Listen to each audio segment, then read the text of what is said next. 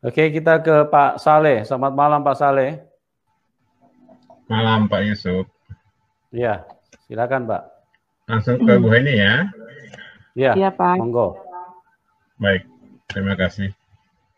Karena Bu Heni dari Muslim, saya akan coba masuk pada ranah Muslim ya. Saya tidak akan pernah menyinggung keadaan Ibu sebagai Kristen, tapi saya coba masuk kepada ranah Ibu sebagai Muslim tadinya ya. Iya.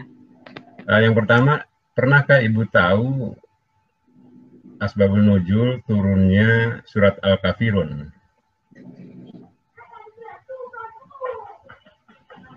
Surat Al-Kafirun, Pak.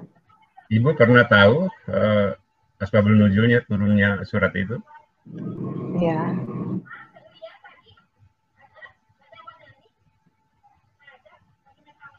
Pertanyaannya Ibu apa, tidak Pak? paham. Sebab turunnya surat Al-Kafirun itu Ibu tahu? Iya. Kenapa, Pak?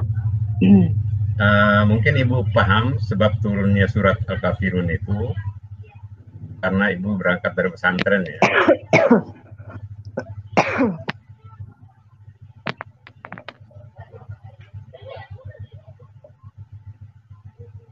Kapan turunnya surat Al-Kafirun begitu, Pak? Bukan kapan Bu, sebab turunnya ayat di surat itu kenapa? Apa biar saya sampaikan ke Ibu saja? Ya, silakan, Pak. Baik, terima kasih. Surat Al-Kafirun itu hadir Bu pada saat itu kafir Quraisy mengajak Rasulullah Nabi Muhammad SAW mengajak untuk berdoa kepada Tuhan kafir Quraisy. Apa yang dilakukan Rasulullah itu tidak bisa dilakukan karena itu menyangkut iman ya. Jadi tidak mungkin Rasulullah yang dikirim diutus untuk mengesahkan Allah lalu meminta kepada Tuhan orang lain. Nah, saya sampaikan ini terdapat bersamaan atau terkait dengan apa yang Ibu saksikan tadi. Pada posisi Islam, Ibu berani mengambil sikap meminta atau berdoa kepada Tuhan yang tidak Ibu yakini, yaitu Yesus. Bahkan Ibu meminta kepada suami Ibu untuk berdoa secara yang tidak Ibu imani pada saat itu. Gitu ya Bu ya? Iya. Nah, alasan Ibu hanya satu yang saya dapat tadi, saya tidak ingin anak saya mati, tidak ingin diri saya mati karena ketuban tadi, kan gitu ya Bu ya? Iya, iya. Benar, Pak.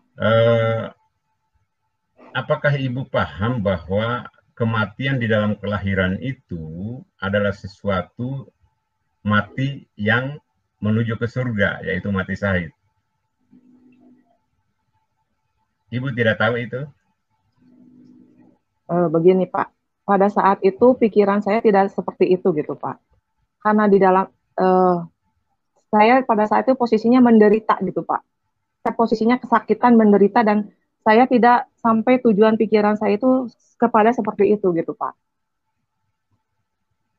Artinya Ibu tidak sampai ya jalan pikirannya ke sana, entah lupa Iya. atau apa ya, gitu ya? Iya. Oke, baik. Jadi pada prinsipnya Ibu lupa ataupun tidak paham itu akan menjadi justifikasi yang mendengarkan Ibu ya.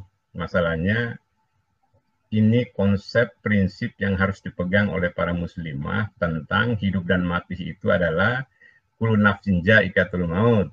Semua yang bernyawa itu pasti akan mati. Lebih-lebih Ibu mati dalam melahirkan seorang anak, janji Allah Ibu langsung ke surga. Mungkin begitu ya? Itu ya Bu ya. Pertanyaannya apa, Pak? Nah, saya sebetulnya tidak bisa bertanya karena saya hanya melihat keadaan Ibu ini emang hanya mengaku Islam, tapi Ibu jauh dari syariat Islam itu saja. Karena semua pernyataan Ibu tentang diri Ibu pada saat Islam itu setelah keluar dari norma Islam semua. Meminta kepada Tuhan orang lain sementara Ibu masih Islam. Itu keluar dari syariat, kan begitu Begini, Bu Pak. ya? Pada saat itu saya juga sudah melakukan berdoa, sudah sholat, sudah tahajud, sudah apapun saya udah ngaji, udah apapun itu saya sudah lakukan, Pak. Sebelum saya meminta sampai akhirnya saya menyerahkan diri saya kepada suami saya untuk didoakan karena saya mau hidup dalam keselamatan. Seperti itu, Pak. Nah, itu saya paham. Jadi pemahaman Ibu berdoa langsung dikasih, kan itu pemahaman Ibu. Iya. Sementara Islam tidak memahami seperti itu. Itulah Bu ya. Jadi doa kita bukan berarti sesuai dengan keinginan kita. Jadi janji Allah itu apa yang terjadi pada umatku itu yang terbaik menurutku, bukan menurut manusia. Apa yang kalian benci belum tentu buruk di hadapanku. Nah, prinsip itu yang Ibu tidak pahami dalam agama Ibu. Jadi jelas ya Bu ya? Saya coba meluruskan saja. Ya. Saya coba meluruskan aja grassroots Islam bahwa apa yang Ibu sampaikan itu jelas bertolak belakang dengan keadaan iman Ibu. Itu saja. Tapi itu prerogatif Ibu. Inilah keadaan Ibu. Gitu ya Bu ya? Begini Pak.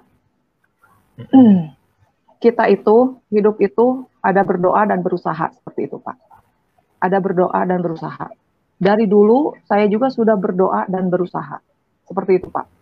Tetapi di saat saya seorang muslimah, doa-doa saya itu sepertinya tidak ada yang terjawab Pak. Sehingga saya itu mengalami stres, penekanan, penderitaan seperti itu Pak. Tidak ada jalan keluar.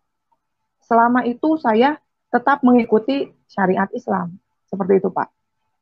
Baik, tetapi di saat saya iman saya kepada Tuhan Yesus, setiap hal apapun dia jawab doa saya Pak. Sebenarnya tidak semua keinginan saya terjawab Pak, tetapi Tuhan berikan jalan keluar, setidaknya jalan keluar buat saya gitu Pak. Ada damai sejahtera, ada sukacita. Saya tidak banyak menuntut Tuhan, saya mau ini, tidak Pak. Saya mintakan hanya damai sejahtera, sukacita di dalam hidup saya. Saya menerima apapun keadaannya, saya bisa bersabar, saya udah bersyukur Pak.